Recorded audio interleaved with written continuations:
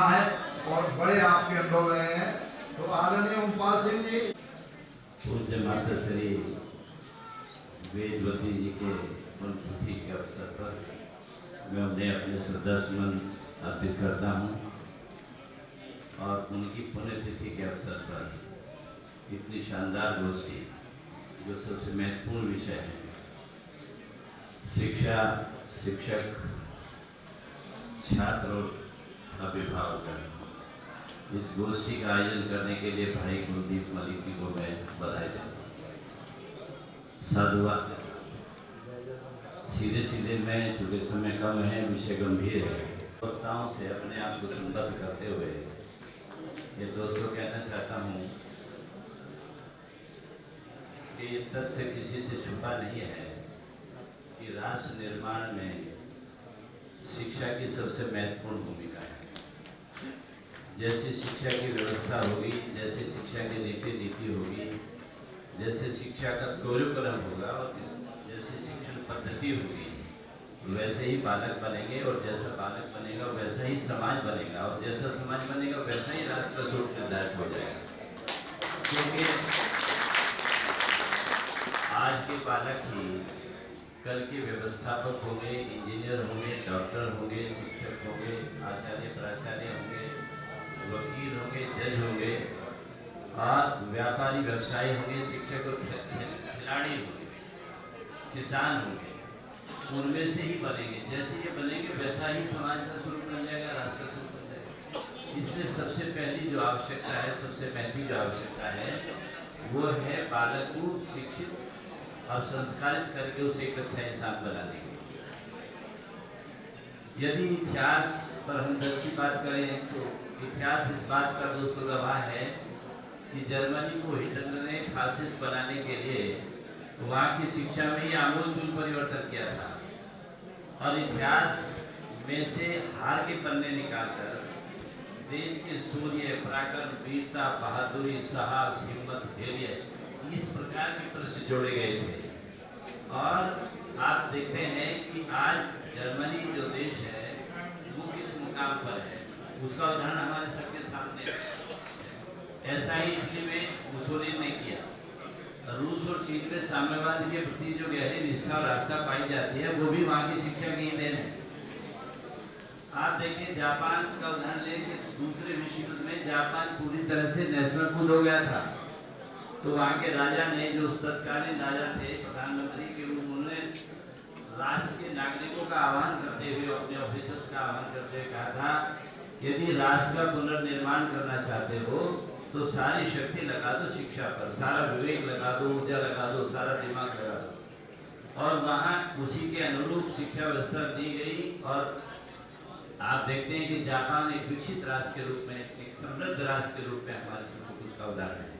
वहाँ का बुजुर्ग जो रिटायर हो जाता है वो भी रिटायर होने के बाद पूरी मेहनत और मशक्कत करके उन्हें के साथ काम करता है। और यदि आप उसे पूछो कि भाई आप इस उम्र में काम क्यों कर रहे हो, तो वो कहता है कि मैं देश के लिए कर रहा हूँ। तो उस शिक्षा ने वहाँ इतने निष्ठावान, देश का अनुशासित और चरित्रवान नागरिक दिए कि जब एक समृद्ध देश जो जापान हमारे उसका उदाहरण हमारे सामने है। ब्रिटेन में वहाँ के प्रधानमंत्री ने एक बार संसद में कहा था कि the fate of the nation depends upon its education. किसी भी देश का प्रारंभ, उसका भाग्य जो है उसकी शिक्षा पर आधारित होता है, उसी उसका भाग्य बनता है। और वही के इसी बात को आधार रखते हुए, इसी बात को समक्ष रखते हुए वहाँ की शिक्षा व्यवस्था की गई और आज एक सफल और सशक्त राष्ट्र जो है ब्रिटेन का उदाहरण सामने। अमेरिका वाले क्या कहते हैं? अमेरिका वाले कहते हैं कि education is the most powerful weapon by which you can change the whole universe, by which you can change the whole world. सारे संसार को बदलना चाहते हुए सारे संसार को शिक्षा ही बदल सकती है। उसके आधार पर वहाँ शिक्षा व्यवस्था की गई और आज वो सबल क्या, बल्कि सशक्त क्या, वो तो सब शक्तिमान है, सुपर पावर है। वहाँ की शिक्षा इतनी उत्कृष्ट स्तर की है। यदि आप इसने आंकड़े उठाकर देखें, पत्रिकाओं में, समाचार पत्रों में एक बार आते हैं 7 लाख बच्चे हमारे हिंदुस्तान के वहाँ पढ़ने के लिए जाते हैं और लाखों लाखों बच्चे वहाँ पढ़ने के लिए तरसते हैं, लालायित रहते हैं कि हम अमेरिका जाएं, वहाँ खूब उस ईश्वर की जो है शिक्षा अर्जित करके और बढ़िया नौकरी हासिल करें। यदि हम अपने देश के विषय में सोचें कि वो वैदिक काल में हमारे यहाँ जो था, हमें क्या कहा जाता था, विश्व गुरु कहा जाता था और हमारे देश को सोने की चिड़िया कहा जाता था। हम ज्ञान, विज्ञान, तकनीकी ज्ञान, आध्यात्मिक विज्ञान, गणितीय ज्ञान और चिकित्सा ज्ञान सब में हम सारे विश्व का मार्गदर्शन करते थे, सब क्षेत्रों में अग्रणी थे, जिसको सोचकर आज भी हम गर्व का अनुभव करते हैं। हमारे यहाँ नालंदा, दक्षिणा और ये ठीक 3-4 यूनिवर्सिटीज इस कदर जबरदस्त जो है ज्ञान के भंडार थी। उनमें अनेकों लोग, बाहर के अनेक विद्यार्थी जो है देश विदेश से पढ़ने के लिए आते थे और वहां से अध्ययन करके उस ज्ञान को दुनिया में बांटते थे। और उस समय वैदिक काल की बात है जो हम पढ़ते हैं पुस्तकों में कि हमारे जो ऋषि और संत महात्मा पुरुष थे और जो मनीषी थे, उन्होंने सत्यम व धर्मम चर का अन्वेषण किया था, रिसर्च की थी। और साथ ही आचार्य देवभाव, मातृ देवभाव, पितृ देवभाव, वसुदेव कुटुंबकम सर्वधर्म समभाव, इस तरह का मैं कहना चाहता हूँ दोस्तों, यदि हम उनकी इस रिसर्च को अपने आचरण व्यवहार में डाल ले तो मैं अधिकार से कह सकता हूँ कि हमारा देश नहीं बल्कि विश्व में भी शांति होगी, सुख होगा और समृद्धि होगी, कोई कहीं अभाव नहीं होगा। परंतु हम इन सब चीजों को भूलते जा रहे हैं। तो भाग्य की बात यही है, आज यदि दोस्तों देखें कि जीवित जागृत और जन समाज की रचना की बात हो रही है, इसी गोष्ठी में चर्चा भी हो रही है। जीवित जागृत और जन समाज जो है कल कारखानों से नहीं, ऊंची ऊंची इमारतों से नहीं। आप नोएडा में घुसते हैं तो देखें आप कितनी ऊंची ऊंची इमारतें हैं और बढ़िया बढ़िया सड़कें बांधे और इन बातों से नहीं बन सकता। वो बनेगा व्यक्ति के निर्माण से। जब तक व्यक्ति का निर्माण नहीं होगा तब तक देश जो है समृद्धशाली नहीं हो सकता। इसलिए उस व्यक्ति को बनाने की आज जरूरत है और एक अच्छा इंसान बनाने की जरूरत है। उसको पढ़ा लिखा करके अच्छी शिक्षा दे करके उसको कौन बनाएगा, ये विषय आता है, कौन बनाएगा प्रश्न उठता है। उसको बनाएगा ज्ञानवान, चरित्रवान, निष्ठावान और एक आदर्श शिक्षक। वही उसका निर्माण करेगा, वही उसको अच्छी शिक्षा और अच्छे संस्कार दे करके उसको अच्छा योग्य व्यक्ति बनाएगा।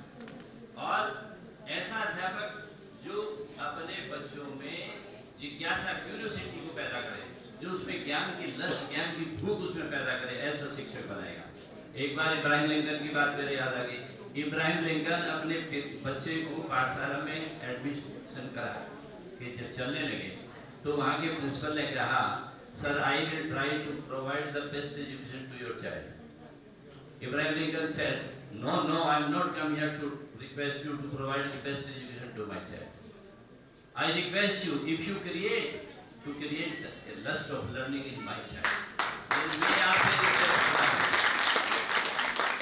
मैं आपसे रिक्वेस्ट करने आया हूँ एडमिशन कराने के वक्त कि आप यदि मेरे बच्चे में कोई चीज पैदा कर सकते हैं तो उसको लस्ट, ज्ञान की भूख पैदा कर दीजिए, लस्ट पैदा कर दीजिए, जिज्ञासा पैदा कर दीजिए।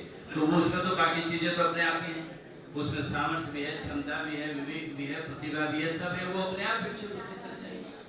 और जब वो रुचि नहीं होगी विषय पढ़ने के लिए तो कहाँ से वो ज्ञान प्राप्त करेगा, कहाँ से उसकी प्रतिभा विकसित हो जाएगी, कहाँ से उसकी सामर्थ्य क्षमता उसमें विकसित हो जाएगी, कहीं से नहीं हो सकती। तो आप उसको लक्ष्य पैदा करिए, अपने आप इस बात पर आप चिंतन और मनन कर सकते हैं। आप हमारे इस विद्यालय में क्या हो रहा है, व्यवसायिक और व्यापार उनकी बात जो है हमारे माननीय साहब ने कही है और दूसरे कई साथियों ने, सुषमा जी ने कही है, ये सोचने और समझने की बात है। मैं कहता हूँ कि एक दो उदाहरण देकर के अपनी बात पूरी करता हूँ क्योंकि समय नहीं है, समय सीमा। गुरु ब्रह्मा गुरु विष्णु की संकल्पना हमारे यहाँ थी, आज भी हम उसको प्रार्थना में कहलाते हैं, बार बार बच्चों को समझाते हैं, बताते हैं कि गुरु ब्रह्मा गुरु विष्णु गुरु देवो महेश्वर, गुरु साक्षात परब्रह्म तस्मै श्री। ये संकल्पना हमारे समाज ने अपने हाथ की है, परंतु नन्हे मुन्ने बच्चों के दिल और दिमाग में आज भी अब उसका जो गुरु है वही अंतिम सत्य है, उसी के बाद परम वाक्य है, वही सर्वश्रेष्ठ ज्ञानी है, वो सर्वज्ञ है। मतलब पूरी तरह से हर जगह हर विषय में उसकी बात बच्चे के लिए अंतिम सत्य है। तो जब वही बालक बड़ा होता है और सब चीजों से रूबरू होता है तो फिर क्या सोचता है उसके विषय। उसके साथ ही एक बात और नोट करने की है कि यदि उस बच्चे की कॉपी किताब को कभी गार्जियन लेकर के और कोई किसी क्वेश्चन गलत को ठीक करने लगे तो वही बच्चा जो छोटा उसका हाथ थाम देता है और कहता है कि नहीं आप इसे ठीक नहीं करेंगे तो ठीक है क्योंकि ये मेरे सर और मैडम ने बताया है, इसे आप ठीक नहीं कर सकते। आप देखिए कितना कमाल का विश्वास, कितनी कमाल की श्रद्धा उस छोटे नन्हे मुन्ने बच्चे में अपने अपने सर और मैडम के प्रति है। परंतु जब बच्चा बड़ा होता है और चीजों को समझता है तो तब वही उसके विरोधी सुर वाला हो जाता है, वही उसको पेड सर्वेंट और गाइडलाइन सब्स्टिट्यूट को बैठने लगता है, सोचने लगता है। तो ये विषय जो है शिक्षकों के लिए सोचने का है, चिंतन का है, आत्मविश्लेषण आत्मनन का है और ये सारी चीजें सोच करके एक निर्णय लेने का है कि जो उसके प्रति आस्था और विश्वास का संकट गहरा रहा है वो और ना गहरा है। उसे अपने आचरण और व्यवहार में ऐसे परिवर्तन करने पड़ेंगे कि जिससे उसको वो रोल मॉडल बन सके और रोल मॉडल बन करके अनेकों को प्रेरणा दे सके, प्रेरणा दे करके आगे बढ़ा सके। और बच्चों के जो बंद हैं उनके दिल और दिमाग में बहुत सारे प्रश्न रहते हैं, उनको दूर करके उनको प्रेरणा दे करके आगे बढ़ा सके, सही दिशा में बढ़ा सके। शिक्षक जो है मेरा कहना है, मानना है कि संपूर्ण शिक्षा व्यवस्था की रीढ़ है, रीढ़ मेरुदंड है। संपूर्ण शिक्षा व्यवस्था को चलाने वाला और दिशा देने वाला वो व्यक्ति होता है। इसलिए उसके विचार और उसके आदर्श और उसकी वेशभूषा, उसका चाल चलन, उसका व्यवहार और सब्जेक्ट का कंटेंट जो वो पढ़ा रहा है उसका प्रभाव पहले बच्चे पर पड़ता है, फिर समाज पर पड़ता है और फिर राष्ट्र पर पड़ता है। और वो कब तक चलता है, वो अनथिंक चलता है, मेरा ये मानना है। इसलिए एक विद्वान ने कहा है कि teacher affects eternity, he can never tell where his influence stop, कि उसका जो प्रभाव है शिक्षा का वो तो अनंतहीन है, सारे जीवन उसका चलता है। जब हम अपने जीवन पर विचार करते हैं, पीछे झांक के देखते हैं तो हम पाते हैं कि जिन प्राइमरी टीचर्स ने, मिडिल क्लास स्कूल में पढ़ाने वाले टीचर्स ने हमें जो पढ़ाया था, संस्कार दिए थे, आचार और विचार देने की दिशा दी थी, प्रेरणा देकर आगे बढ़ा, उन चीजों को वे चीजें आज भी हमारे आचरण व्यवहार में है और उन्हीं को हम बांट रहे हैं और आगे भी जब तक जीवन है और बांटते रहे। तो मेरा कहना है कि टीचर्स को अपने विषय, अपने सब्जेक्ट को सरल, सुरुचिपूर्ण, सर्वग्राही है और आनंदपूर्वक वो आनंददायक बना करके पढ़ाइए ताकि उसे पता ही न चले कि बच्चे की कब समझ में आ गया, कब हो गया। इसके साथ साथ आप एक विचार और करिए कि वो आप जो अच्छे व्यक्ति की बनाने के लिए शिक्षा का एक ये धर्म है, शिक्षा का एक गुण है कि वो अच्छा इंसान भी तैयार करता है, अच्छे योग जहाँ योगदान देता है वहाँ इंसान भी अच्छा बनाने की कोशिश करता है। तो उसे अपने पाठ विषय वस्तु के साथ साथ चारित्रिक और नैतिक गुणों को भी उसे समावेश पेश करना चाहिए। उसे सर्वधर्म शिक्षण, सर्वधर्म समभाव, विविधता में एकता, वसुधैव कुटुम्बकम, इन जो ये मानवीय गुण हैं और जो राष्ट्र से जुड़ी चीजें हैं इनको भी उसे बताना चाहिए ताकि वो उसके जहन में बैठे रहे, वो उसके अनुकूल आचरण करें। अरे महात्मा गांधी जी कब के चले गए, उनकी शिक्षा आज भी जिंदा है और हम लोग उनको बांटते हैं, उनसे प्रभावित होकर के अपने आचरण व्यवहार में ढालते हैं। स्वामी विवेकानंद कब के चले गए, स्वामी दयानंद कब के चले गए, आप देखिए चाणक्य कब का चला गया, हजारों वर्ष हो गए और ऐसे न जाने कितने मनीषी और कितने तपस्वी साधक और जो सच्चे शिक्षक थे वो चले गए, परंतु उनकी शिक्षाएं जो है वो आज भी जिंदा है, आज भी उनको हम फॉलो करके गर्व करते हैं। 10 और 12, 14, 15 साल के बच्चे जो हैं अपने गुरुओं में से ही अपना आदर्श होते हैं और अपने उनको आदर्श चुन करके उनको फॉलो करते हैं, हर क्षेत्र में फॉलो करते हैं, उनसे प्रेरणा लेते हैं, उनकी वेशभूषा तक को भी फॉलो करते हैं। और यदि आदर्श जो है कमजोर होगा, अच्छा नहीं होगा तो आप समझ सकते हैं कि कैसे बच्चे बनेंगे, कैसा समाज और राष्ट्र बनेगा। और यदि आदर्श शिक्षक वास्तव में ही अच्छा होगा, हर दृष्टि से श्रेष्ठ होगा, चिंतन से, चरित्र से, विद्वता से, गुणों से, तो निश्चित रूप से जो बच्चा उनको आदर्श मानेगा तो उनसे प्रेरणा लेकर के, उनके व्यक्तित्व से प्रेरणा लेकर के निश्चित रूप से अच्छा इंसान बनेगा। पर पूरा राष्ट्र मैं चूँकि विषय थोड़ा सा लंबा भी है, अभिभावक के विषय में एक बात कहना चाहता हूँ। जो अभिभावक या जो बड़े छोटों को सिखाना चाहते हैं उसे अपने आचरण में बड़ों को भी अपनाना चाहिए। यदि वो खाली भाषण देते रहे, उसे उपदेश देते रहे, तो वो उपदेश इस कान से सुना जाएगा, इस कान से निकाल जाएगा। और ये व्यवहारिक बात है। एक पिता अपने बच्चे को सत्य बोलने की शिक्षा देता है, झूठ बोलने की कहते हैं नहीं, झूठ नहीं बोलना चाहिए। झूठ बोलना जो है पाप है, अधर्म है। झूठ बोलोगे तो ना यश मिलेगा, ना प्रसिद्धि मिलेगी, ना मित्र मिलेगा, ना सहयोग मिलेगा और ना माता पिता का आशीर्वाद मिलेगा। और तभी उसी समय घर पर टेलीफोन आता है और बच्चा जो है टेलीफोन उठा करके कहता है, परंतु जब बच्चा बड़ा होता है और चीजों को समझता है तो तब वही उसके विरोधी सुर वाला हो जाता है, वही उसको पेड सर्वेंट और गाइडलाइन सब्स्टिट्यूट को बैठने लगता है, सोचने लगता है। तो ये विषय जो है शिक्षकों के लिए सोचने का है, चिंतन का है, आत्मविश्लेषण आत्मोदन का है। और ये सारी चीजें सोच करके एक निर्णय लेने का है कि जो उसके प्रति आस्था और विश्वास का संकट गहरा रहा है वो और ना गहरा है। उसे अपने आचरण और व्यवहार में ऐसे परिवर्तन करने पड़ेंगे कि जिससे उसको रोल मॉडल बन सके और रोल मॉडल बन करके अनेकों को प्रेरणा दे सके, प्रेरणा दे करके आगे बढ़ा सके। और बच्चों के जो बंद हैं उनके दिल और दिमाग में बहुत सारे प्रश्न रहते हैं, उनको दूर करके उनको प्रेरणा दे करके आगे बढ़ा सके, सही दिशा में बढ़ा सके। शिक्षक जो है, मेरा कहना है, मानना है कि संपूर्ण शिक्षा व्यवस्था की रीढ़ है, रीढ़ मेरुदंड है।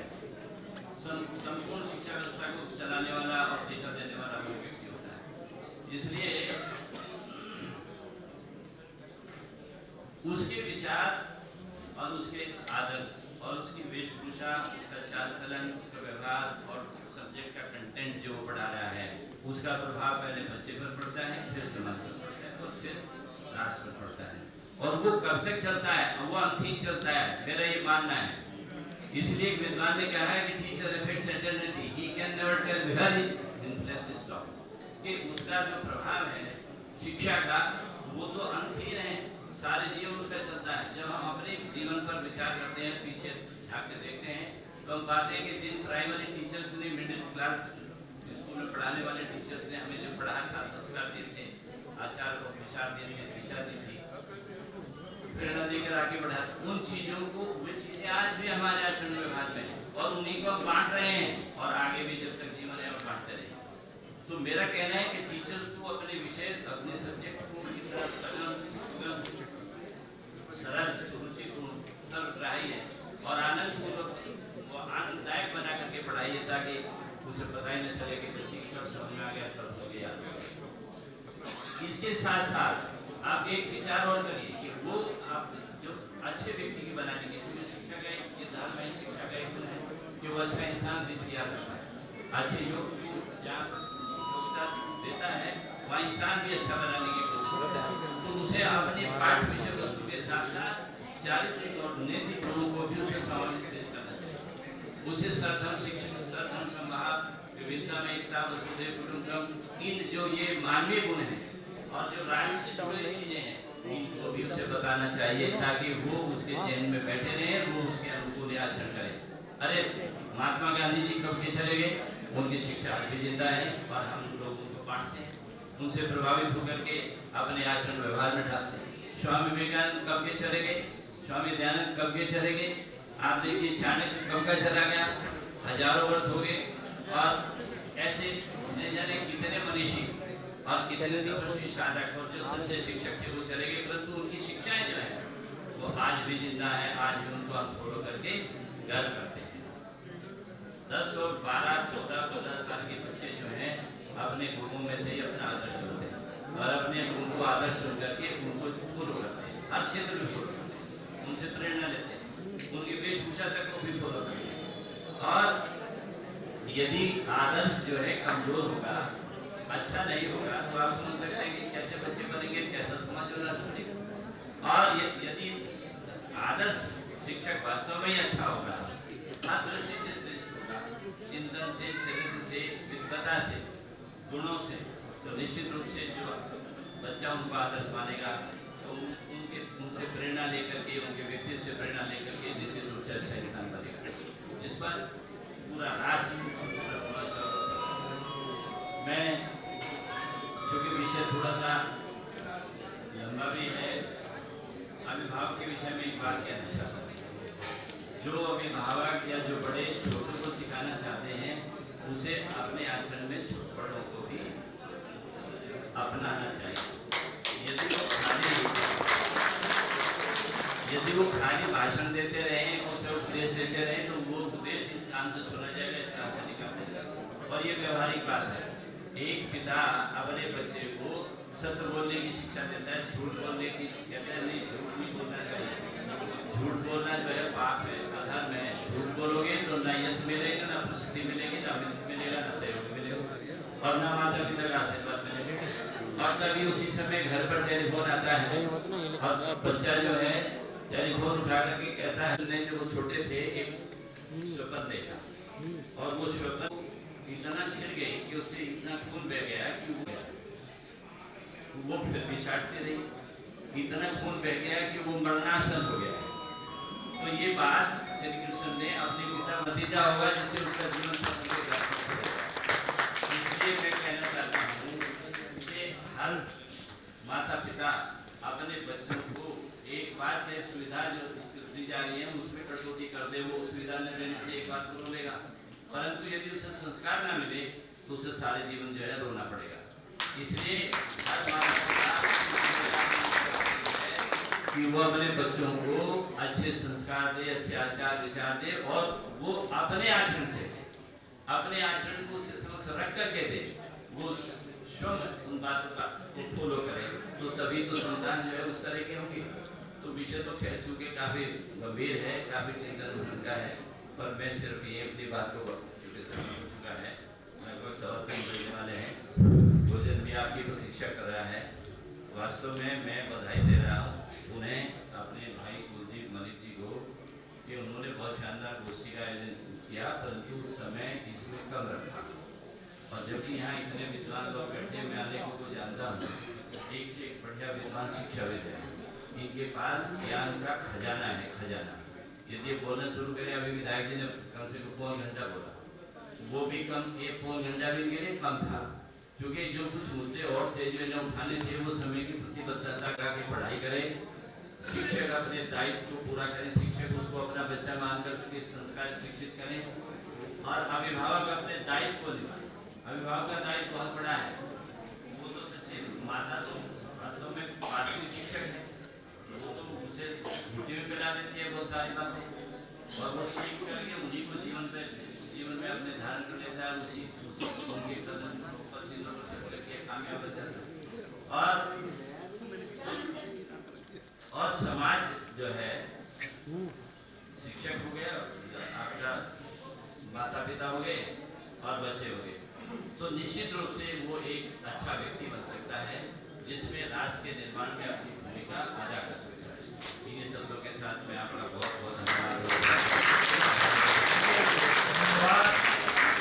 अब आभार के लिए आमंत्रित कर रहा हूँ प्रियंका मलिक को, और आप सबसे अनुरोध करूंगा कि आप राष्ट्रगान के लिए अपने अपने स्थान पर खड़े हो जाएं, और जो आयोजक कमेटी है उससे अनुरोध करूंगा कि वो फोटो सेशन के लिए